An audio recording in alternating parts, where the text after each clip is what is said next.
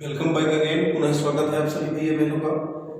तो बच्चों, जैसा कि आपको जब मालूम है कि ग्रामेटिकल पोर्शन के अंतर्गत हम इस समय नरेशन के संबंध में प्रैक्टिस एक्सरसाइज के अंतर्गत कुछ न कुछ सेंटेंसेज को लेकर के विभिन्न प्रकार के जो नरेशन मतलब जो डायरेक्ट से इनडायरेक्ट में हमने विभिन्न प्रकार के वाक्यों को बदला है, चेंज किया है, उसी के संबंध में मैंने सोचा कि प्रैक्टिस एक्सरसाइज आपको अवेलेबल करा दी जाए तो आपको ज्यादा नॉलेज हो जाएगा। तो ये सेकंड एक्सरसाइज है आपकी, देख लीजिए। और मैंने इसके पूर्व वीडियो में आपसे कहा भी था कि अभी तो हम अफर्मेटिव और नेगेटिव में चल रहे हैं इस प्रैक्टिस एक्सरसाइज को लेकर के, और सेकंड वीडियो में आपको मैं इंट्रोगेटिव सेंटेंसेस की देने वाला हूं। इंट्रोगेटिव सेंटेंस मतलब प्रश्नवाचक वाक्य। हिंदी माध्यम से यदि हम देखें तो प्रश्नवाचक वाक्य दो प्रकार से बनते हैं।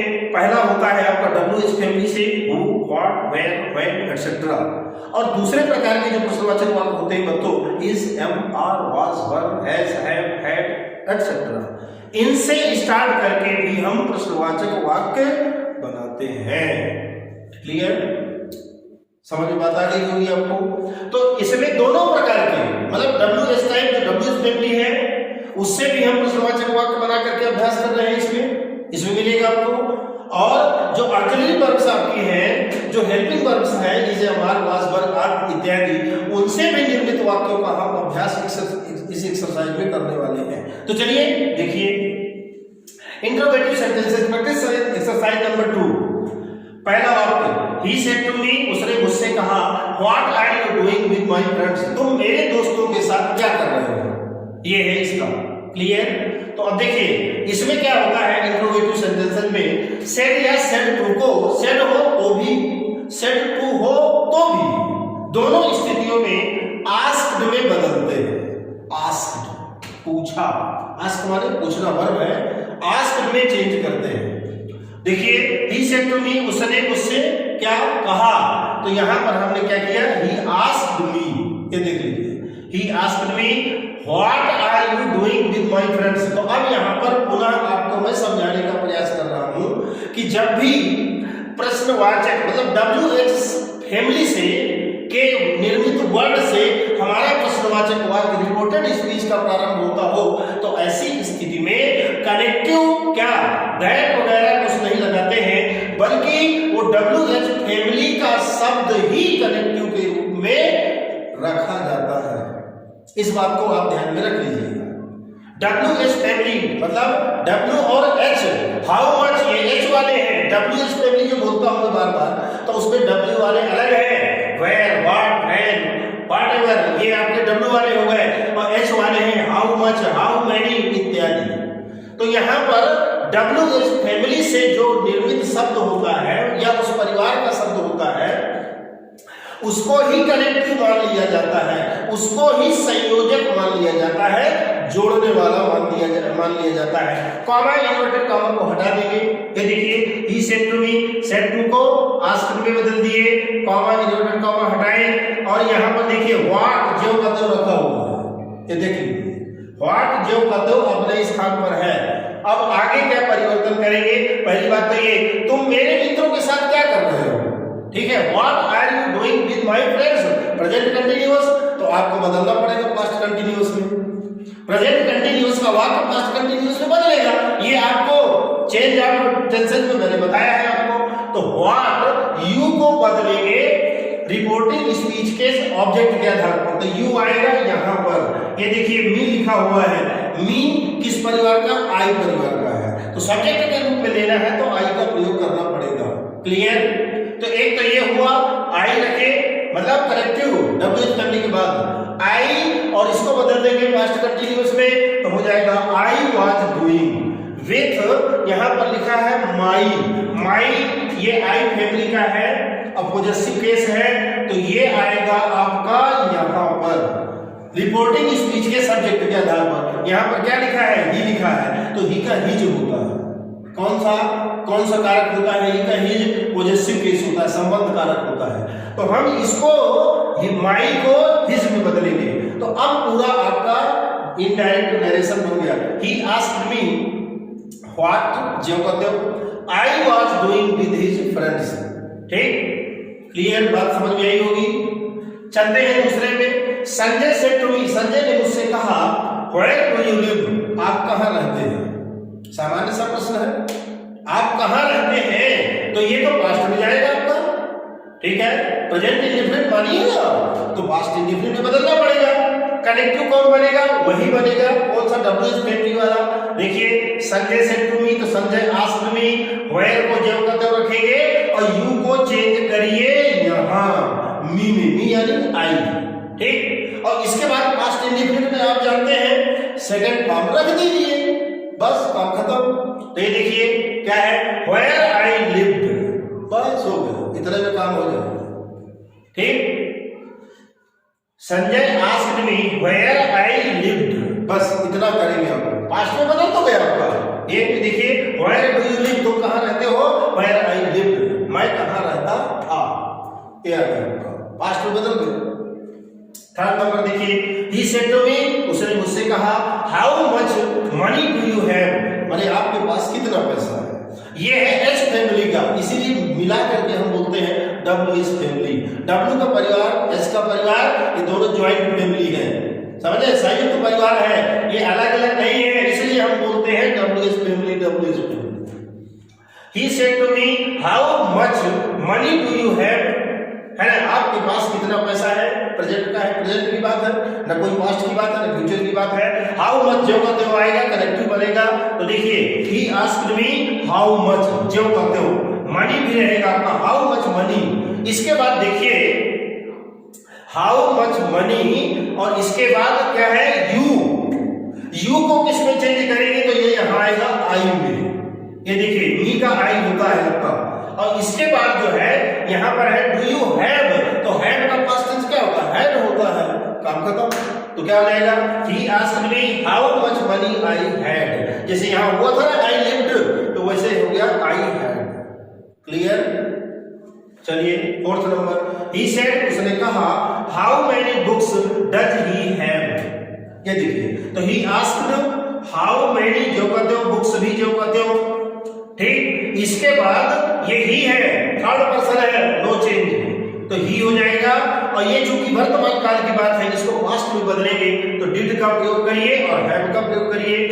How many books he did have, और या तो आप क्या करिए, डिड हैव को गोली मार दीजिए, मतलब हटा दीजिए, डिड हैव को हटा दीजिए और क्या करिए, ही हैड लगा दीजिए। जैसे यहाँ आई हैड, आई लिव्ड, ऐसा बना दीजिए, क्या दिक्कत है आपको, इसको हटाना पड़ेगा तभी होगा। ही हैड डायरेक्ट आ जाएगा, कैसे, he asked how many books he had, या तो ही डिड हैव, ठीक है। अगला, she said where are they suppose to come, मतलब उन्होंने यहाँ आने का कब सपोज किया है, कब आ रहे हैं। Where are they suppose to come, ये टू कम ध्यान रखेंगे, ये कम को वो में नहीं बदलेंगे, ध्यान रखिएगा, ये टू कम इंफिनिटिव है आपका, इंफिनिटिव को नहीं चेंज करेंगे, ये भी ध्यान रखना पड़ेगा। तो सी आस्क्ड व्हेन जो करते हो, ठीक। इसके बाद दे थर्ड पर्सन है, उसी प्रकार रहेगा व्हेन दे, और ये है प्रेजेंट में बहुवचन की बात है, तो वर कर दीजिए, आर का वर हो जाएगा। तो व्हेन दे वर सपोज जो करते हो, टू कम भी वही रहेगा। इसलिए मैंने बताया कि ये टू कम जो है इंफिनिटिव है, वर्ब के पहले टू का प्रयोग है ना, इंफिनिटिव का प्रयोग है, इसलिए इसको डिस्टर्ब मत करिए। Number 6, he said to us, उसने हमसे कहा will you come for the meeting, क्या तुम मीटिंग में आओगे, will you come for the meeting, क्या तुम मीटिंग में आओगे। he asked us if, अब देखिए यहां से थोड़ा चेंज हो गया ना, अब WH फैमिली वाली जो बात आ गई, सहायक क्रिया वाली बात आ गई, WH फैमिली चला गया।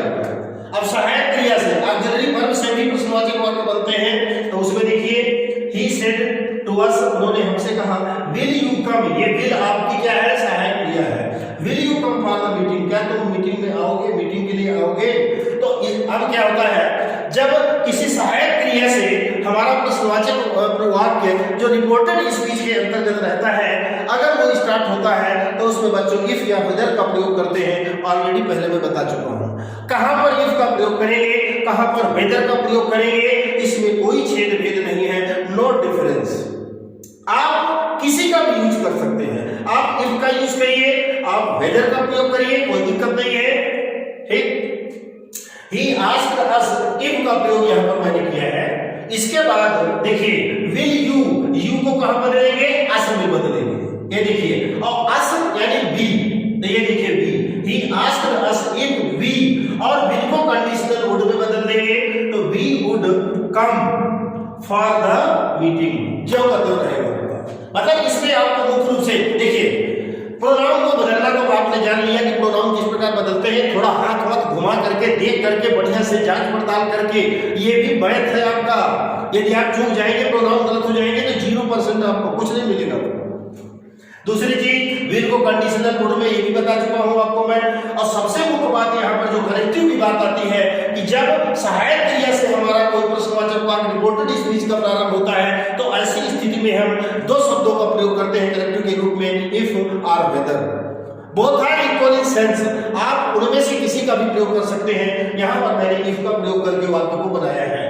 He asked us if we would come for the meeting. Clear? चलिए 7 नंबर देखिए।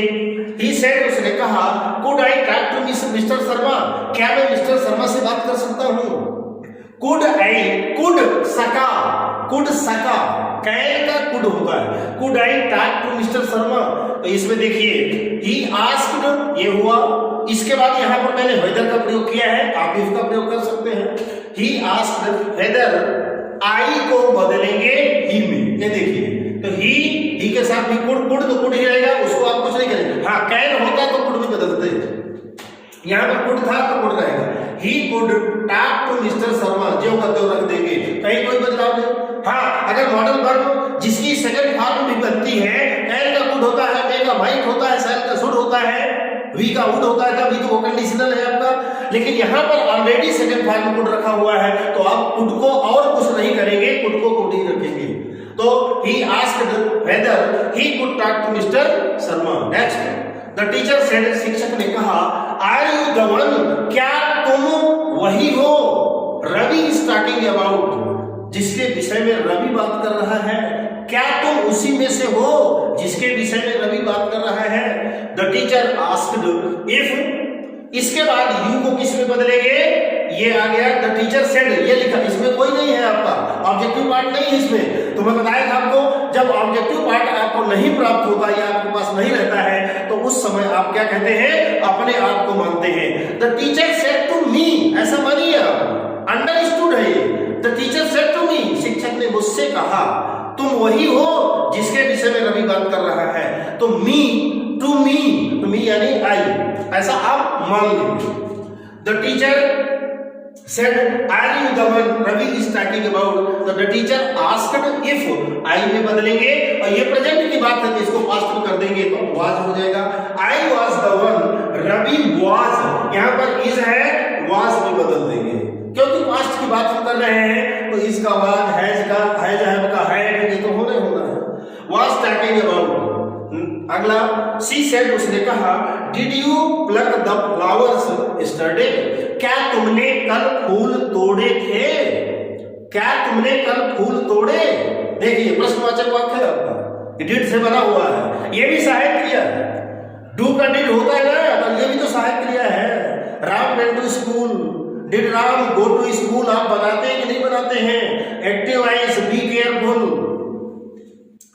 तो सी आस्क्ड, इफ लगाया मैंने यहाँ पर, वेदर भी लगा सकते हैं। सी आस्क्ड इफ, ठीक, यू को बदलेंगे किसमें, सी सेड टू मी, फिर वही आ गया आपका। जब ऐसी बात होती है कि रिपोर्टिंग स्पीच में हमारा ऑब्जेक्ट क्या शो नहीं करता, तो उसको आप मान लीजिए कि वो हिडन है। ये मैटर जो है हिडन का होता है, छिपा हुआ है, और उसको हम प्रायः अक्सर हम मानते हैं कि वो हमसे कहा गया। तो she said to me, did you pluck the flowers yesterday, उसने मुझसे कहा कि क्या तुमने कल फूल तोड़े, तो यहाँ पर आई हो जाएगा। सी आस्क्ड इफ आई, ठीक है। हैड, अब ये बताइए, क्या तुमने कल तुमने फूल तोड़े, ये पास्ट इंडेफिनिट का वाक्य है, और पास्ट इंडेफिनिट का वाक्य किस में बदलता है, पास्ट परफेक्ट में बदलता है, और पास्ट परफेक्ट में हैड और थर्ड फॉर्म होता है। तो she asked if I had, ये देखिए आई हैड अ प्लक का प्लक्ड द फ्लावर्स द, ये क्या है, स्टरडे वाले बीता हुआ कल, जिसको हम क्या किस में बदलेंगे, द प्रीवियस डे में बदलेंगे, टुमारो को the next day, the following day. ये सब बता चुका हूं, 4 आपके हैं। और अंत में देखिए द ही सेड टू बीना, उसने बीना से कहा डू यू नो, क्या तुम जानते हो, हु आई एम, मैं कौन हूं, क्या तुम जानते हो। ही सेड टू बीना, उसने बीना से कहा, है ना, डू यू नो, क्या तुम जानती हो, हु आई एम, मैं कौन हूं। देखिए ही आस्क्ड बीना, इफ का प्रयोग करेंगे और यू को किस में बदलेंगे, बीना में, तो बीना के लिए सी का प्रयोग। तो ही आस्क्ड बीना इफ सी, और ये जो कि आपकी प्रेजेंट की बात है तो नो का पास्ट टेंस न्यू होता है, तो न्यू, हु जो कहते हो, फिर इसके बाद आई को किस में बदलेंगे, ही में बदलेंगे, तो ये ही आ गया, और इसको बाद में एम को, क्योंकि ही की बात है और इसको हमको टेंस भी बदलना है, तो वहां पर एम था, चूंकि प्रेजेंट इंडेफिनिट था, आई के साथ एम का प्रयोग होता है, यहाँ ही के साथ हम वाज का प्रयोग कर देंगे। तो क्या बन जाएगा, he asked Beena if she knew who he was. तो बच्चों इस प्रकार से प्रश्नवाचक वाक्य में 2 प्रकार से मैंने आपको समझाने का प्रयास किया कि एक तो प्रश्नवाचक वाक्य WH फैमिली से निर्मित होते हैं जो रिपोर्टेड स्पीच के अंतर्गत, उनको जब हम इन्वर्टेड कॉमा को खोलते हैं तो अगर WH फैमिली से निर्मित है तो वो WH फैमिली वाला वर्ड ही करेक्टिव बनता है, लेकिन अगर वो किसी ऑक्सिलरी वर्ब से निर्मित है तो ऐसी स्थिति में इफ या वेदर में से किसी का भी प्रयोग किया जाता है। टेंस अपने नियम के आधार पर बदलते हैं, प्रोनाउन अपने नियम के आधार पर चेंज होते हैं, क्रियाओं के रूप, ये सारी स्थितियां यदि हम जान लेंगे, सीख लेंगे तो हमारे लिए ये बहुत सरल पड़ेगा। ठीक, तो इसी शुभकामना के साथ कि आप इसको देखें, अंत तक देखे होंगे, देखिए, समझिए, प्रयास करिए और अच्छे से अच्छा बनाने का प्रयास करिए तो निश्चित रूप से लाभ मिलेगा। तो यहाँ पर ये इंट्रोगेटिव सेंटेंसेस का मैटर प्रैक्टिस एक्सरसाइज नंबर 2 जो केवल इंट्रोगेटिव सेंटेंसेस पर थी उसको मैंने यहाँ पर समाप्त किया है। आपने ध्यान से सुना, इसके लिए बहुत बहुत धन्यवाद आपका। अब मिलते हैं अगली प्रैक्टिस एक्सरसाइज नंबर 3 जिसमें इंफिनिटिव सेंटेंसेस, एक्सक्लेमेटरी सेंटेंसेस और ऑप्टेटिव सेंटेंसेस के 10 वाक्य मिला करके आपके सामने प्रस्तुत करूंगा प्रैक्टिस एक्सरसाइज के रूप में, और उसी वीडियो के साथ हमारा ये रिवीजन का जो सेशन है नरेशन वाला वो समाप्त होगा। तो चलिए मिलते हैं अगले वीडियो में। थैंक्स।